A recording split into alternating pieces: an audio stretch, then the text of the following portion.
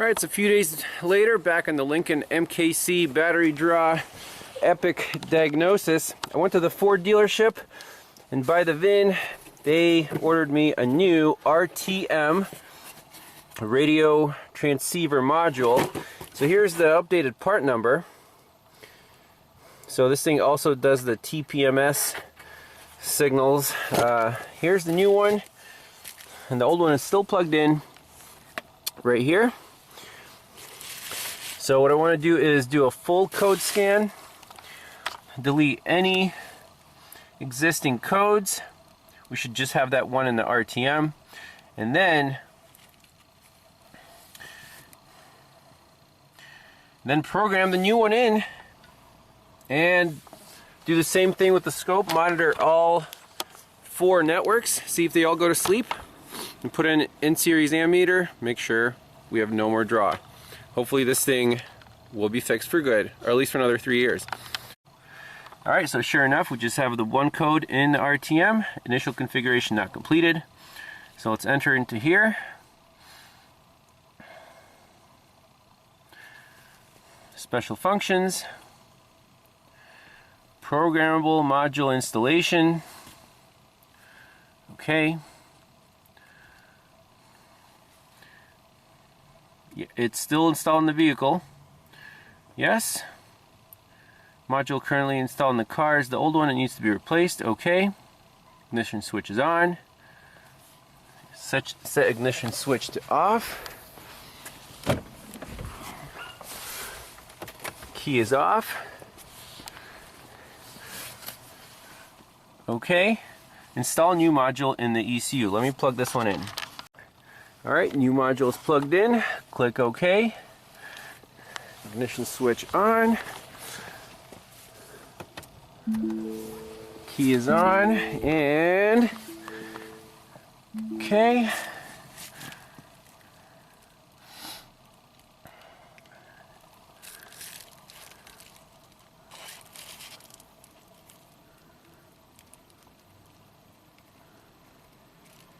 Procedure succeeded.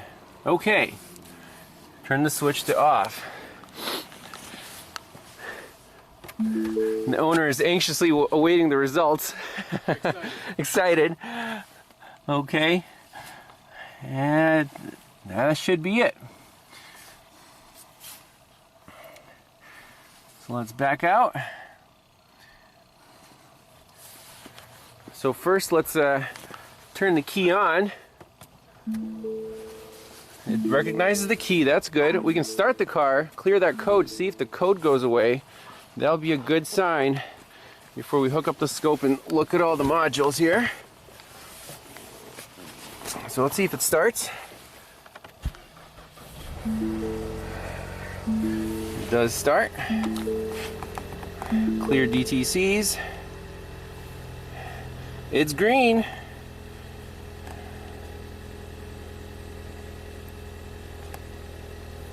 Read fault code.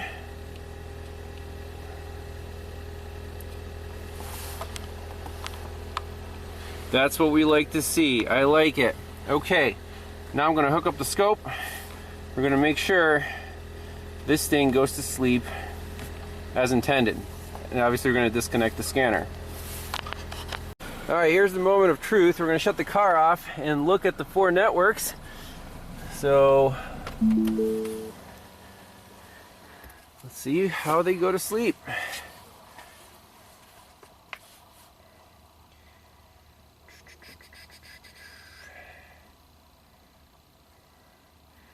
Hey, the medium speed can went to sleep first. That's the issue, right? Then, yep. Then the high speed 2. Then the high speed 1. Yep, that goes to sleep. Okay. And finally, waiting for high speed 3 here. Do. It's a completely different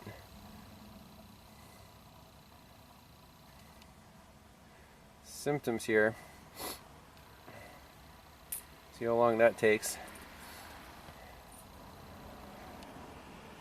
So when we pulled the fuse, they all went to sleep like within 10 seconds. And now the car is, you know, back in its normal state, so we might have a different readout, but that network should go to sleep on its own pretty quickly. We could try locking all the doors.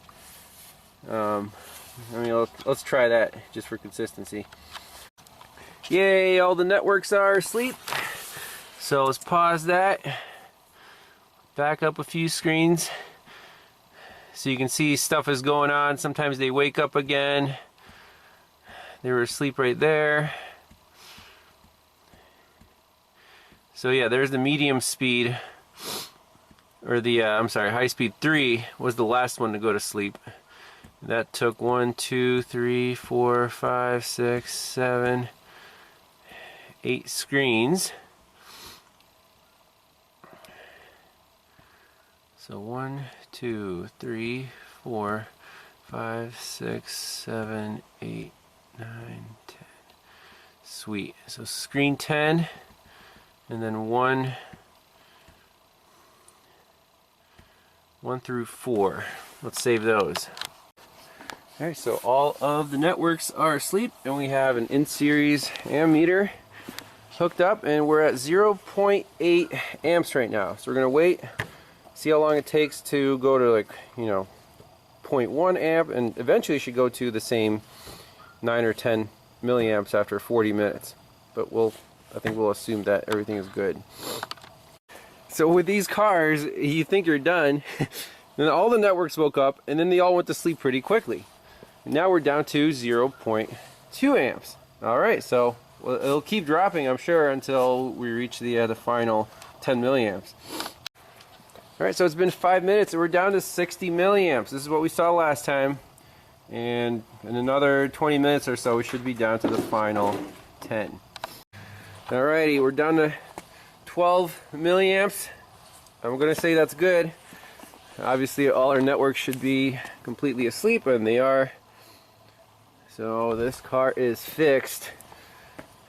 Any final thoughts here from the owner or Josiah? You guys learn anything? Happy, that's all I Yeah, owner's happy. Any more modules to fail? Yeah. This is, you know, the next kind of generation of diagnostics. Totally different approach from the classic parasitic draw when it's just one thing and you narrow it down by, you know, voltage drops on fuses. Here, all the fuses had voltage drops because all the modules were talking. So you have to do things like find a gateway, disconnect, you know, separate the networks. You have to use an oscilloscope. That wasn't the first step that we did, but ended up being the only way to really see. It was the best step. It was the best step. Yep. So that, I mean, it shows you clear as day which networks are talking, which ones are asleep, and that's our final number. So that's actually better than a lot of other new cars. You know, it's a lot less than 20. So this battery fully charged should, you know, this should last at least a month if you just, you know, let it sit. Yeah. Probably more than that, but we're gonna let the car run, make sure the battery's fully charged because it was pretty discharged when we got here. And that's it. So thanks a lot for watching, and we'll see you in the next one. Thank you.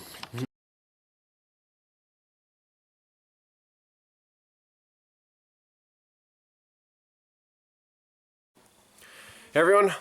Well, I hope everyone enjoyed that epic parasitic draw diagnosis case study on the Lincoln. Man, by the end of that, Josiah and I were basically spent. We're like, we're done.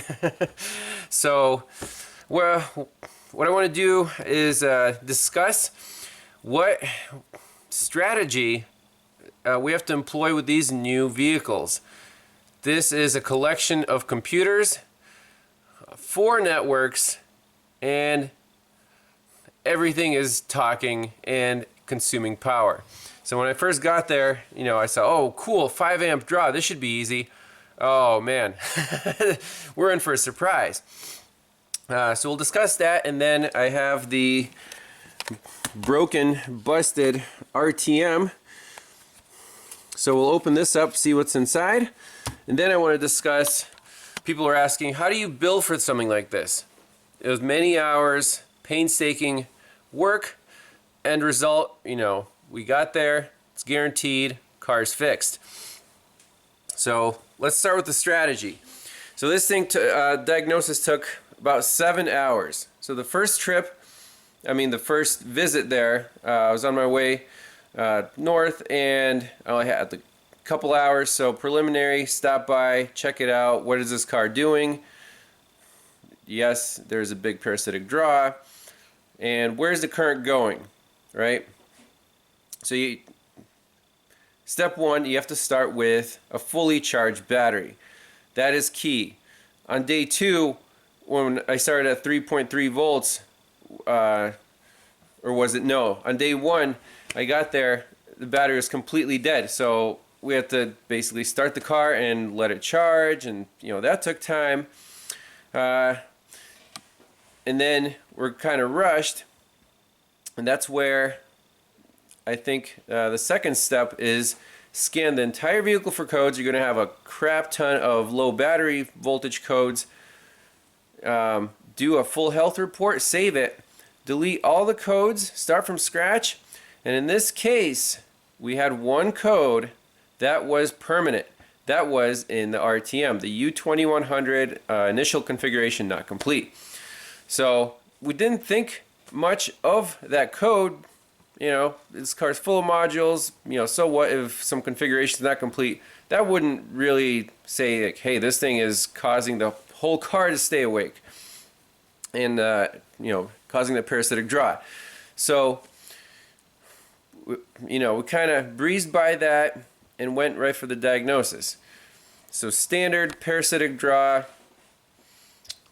start, with the amp clamp, it's a big draw. Let's at least see where it's going. Went to the BCM and did voltage drops on the fuses. There were like 6 or 7 fuses that were drawing. At that point, I had a sinking feeling like, oh man, this is going to be a computer network problem where it's really hard to pinpoint, hey, you're the guy staying awake, keeping everyone else up. The big breakthrough came when I used the 4-channel PICOSCOPE to look at the 4 networks all at the same time to see which network was active and which one wasn't. Without the scope, this parasitic draw diagnosis could not have been done. It would have just been guessing. You're saying, okay, we have this code, let's replace this module, we'll see if it works. No, it's not, that's not the way to diagnose something. Maybe the dealer would have gotten lucky, I don't know. So that's definitely needed the scope on this car. Notebook. Let's see how many pages of notes this car took to nail down. So we start here, and you can see it's a little messy. You're in the field, you're under time pressure. However, sometimes, as Eric O says, you got to slow down to go fast. You need to be precise. You need to look at, have a great information source like ALLDATA. Computer data lines. 4 pages dealing with 4 networks. And this is the only way to figure out which module is on what network. This is the time-consuming part, this research. So basically, writing down, breaking the networks up, and we saw the medium speed was staying alive, so that narrowed down. I think there's 27 modules total here, and if we take these away, we have 13 left, and then from there we narrowed it down further. So 1, 2, 3, these are a couple smaller diags, 4, 5, so 5 pages of notes, and this is, the final final throw here, where we eliminated the modules one by one by pulling fuses. Even then, the car threw us a curveball, because on this fuse 32 that feeds the sync and the RTM, I think I had like 0.2 2 millivolt drop, and I'm like, oh, that's just the clock. Well, apparently it wasn't just the clock, because that module itself didn't draw much current at all. But it kept, you saw in the scope, it kept rebooting, and then through the gateway, all the other networks would be like, okay, yeah, we're awake. And then, you know, who knows which modules exactly were woken up, but that doesn't really matter. You want to know which module is the one that's not going to sleep and causing, you know, all the other problems. So in terms of strategy, fully charged battery, you want to open and latch all the doors and the hood latch, because you need access to the battery, you need access to the fuse boxes without disturbing the car. Fords especially, they take at least half an hour to go to sleep, as we saw. So you jump right in, you do a current draw measurement, you know, we saw 5 amps. Well, about half of that was normal and the other half was abnormal. So you're already losing there. You're basically open all the doors, try to put the car to sleep, have your ammeter on there, wait however long, you know, 30 minutes. Then you can start doing your voltage drop checks, because if you do your checks before the car goes to sleep normally, then stuff might be drawing normally and you'll think that's your draw. So that's another variable. There's just so many variables that can lead you down rabbit holes, and we you know, started down a couple. So that's step 2. Voltage drop at fuse box. Once we saw that multiple fuses were drawing, this is where the scope came in right here. This is the big breakthrough at the gateway, seeing which networks we're talking. If it's possible, you want to, if all the networks are talking, you want to isolate the networks somehow. Usually there's a gateway. In this case, it was actually pretty simple, because the gateway was the DLC connector. It was like a little module itself. Unplug that you know, isolates all the networks. If you only have one network, then you just have modules to deal with. But this was like another layer of complexity in terms of narrowing down that list. So after that, you want to power mode 1 fuse at a time while watching your scope. So if we were a little more systematic about that from the beginning, we would have saved, you know, maybe an hour doing that. Now if you put all the pieces together in hindsight, what would we do differently? So that code, Josiah was like, oh, it's going to haunt me forever. Well, yes, that may have been, that should have been the starting point. Like, hey, this module has something weird in it. Once we use our scope, see all the networks are awake, isolate the networks. Okay, medium speed's awake. Let's pull fuse 32 to shut down the RTM. That would have been, you know, that would have saved us maybe 2 to 3 hours out of 7. So that's it for the strategy. Pretty much all I have to say about that.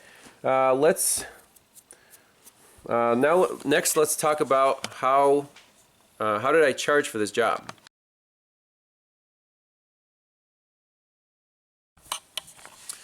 So when it comes to charging for diagnostics, there's a lot of different opinions out there. Some shops say, hey, we'll do your diagnostics for free as long as you pay for parts and labor.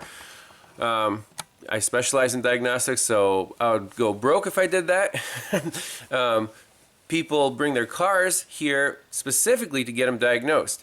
You know, sometimes I offer the repair, give an estimate, but the main objective here is to 100% prove the issue, and so the customer knows exactly what to do, or how much, you know, how urgent is it, what the investment's going to be, and then make a decision from there. So in this case, total time invested was, you know, 7 hours, probably a little more, plus travel. So the first trip, you know, the first 2 days there when we actually did the diagnosis, that was already on the way. I was doing a big loop, so in that case I wouldn't charge for travel like a 6-hour round trip from here. It was basically on the way, so the travel charge, I let that slide. 7 hours of diagnostics. One of my kind of, I don't know, rules is don't charge for learning time. I've seen this with that Ford Focus, the flooded Ford Focus, when the dealer couldn't program the BCM, couldn't program the keys. It took them like 3 tries, and they wanted to charge the customer for like 5 hours of work. I'm like, guys, it just means your tech doesn't know how to use the IDS software. This is a very straightforward procedure, even from scratch. It walks you through it. It's not rocket science. It's not a diagnosis. It's just a programming. So that's more defined. In terms of diagnostics, you have to consider how, in hindsight, how hard was this? How many specific tools did I need? How much, precision knowledge do you need? So, like, if you're the only shop in the state that can do something like this, you have to charge accordingly. If it took you 1 hour because you've already seen this before and you already know what you're doing, you nailed it, you can easily charge for 2 or 3. Now, these are specific cases. Obviously, if it's a very mundane diagnosis, 1 hour charge is fine. For parasitic draw stuff, that is time consuming even if you do all the steps perfectly. And then on top of this was a big learning experience. So I didn't charge for 7 hours. We charged for, well, let's look at the bill. Let's break it down. So here's what my invoices look like. Summary. Customer says, what's the customer complaint? And then here we go. So diagnostics, I got there. Battery was dead. Measure the draw.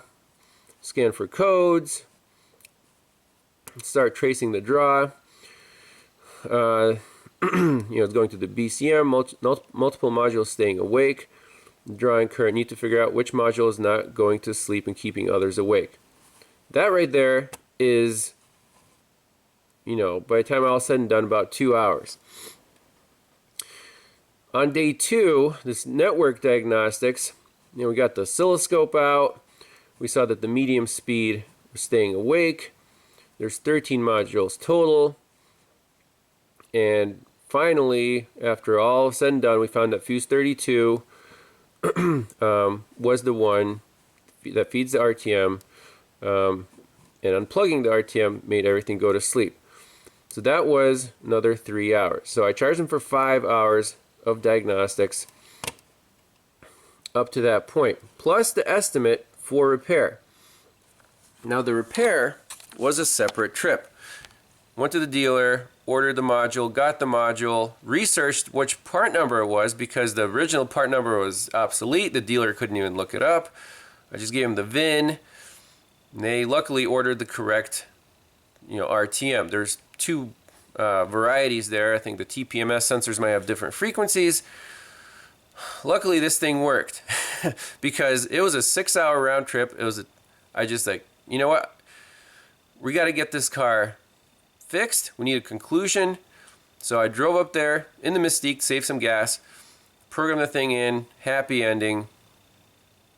So in that case, again, I didn't charge for the travel time, and it was just the part and 1 hour of diagnostics / programming. So total 6 hours at $120 an hour, and for the first hour I charge $150 plus the part. So there's your total $830. In the grand scheme of things, for this owner to have a guaranteed repair for something that could have blown up into a big parts cannon disaster, especially if you take it to the dealer, they could have had it for months. Who knows? He was super happy. He even gave us a tip. I mean, the guy was like thrilled that we could figure this thing out, get him back on the road. He's been driving fine for like 3 weeks, no issues, right? So that's why I charged for this one. And this was kind of a special case. I was working with Josiah. It was his customer, So, you know, I offered him, he was basically there to help research the diagrams. He already spent some time in this car before I got there, so I'm like, dude, you got to get some money for this. So I offered him, you know, at least take some, you know, take like at least 2 hours of the payment. So he was generous. He's like, no, man, this is so cool. Like, it was a huge learning experience. And so we'll, maybe I'll do a free dag for him the next time. But that was that. Happy ending. But in general, I do charge for travel time $60 an hour. Now let's tear apart the original, this thing, see what's inside. Can't believe it only lasted, what, 4 years? Junk.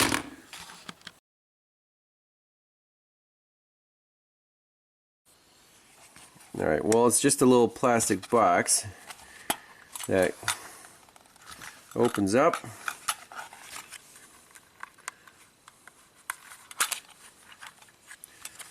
Okay. I guess that opens up too.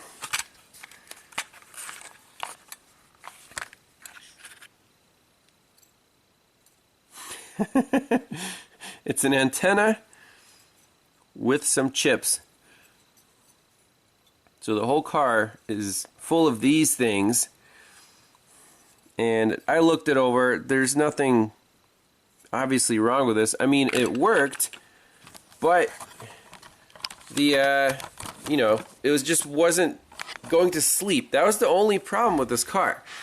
Somehow either the programming got corrupt, or it was just like a computer stuck in some loop. So this stupid thing cost the customer, you know, 2 batteries and I don't know, aggravation. I don't know if he got stranded or not, but silliness.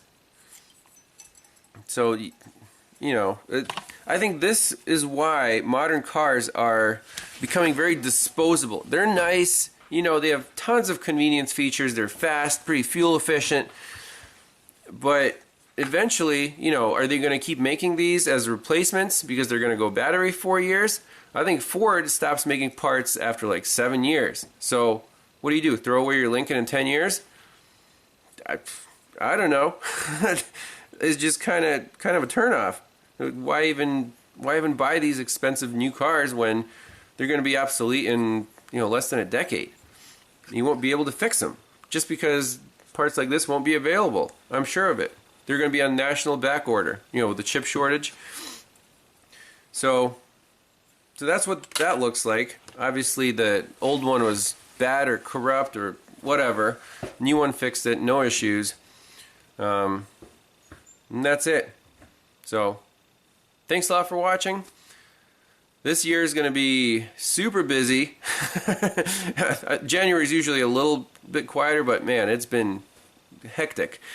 So stay tuned for more, and we'll keep finding those challenges and catching them on camera. Thanks a lot for watching. We'll see you next time. Bye-bye.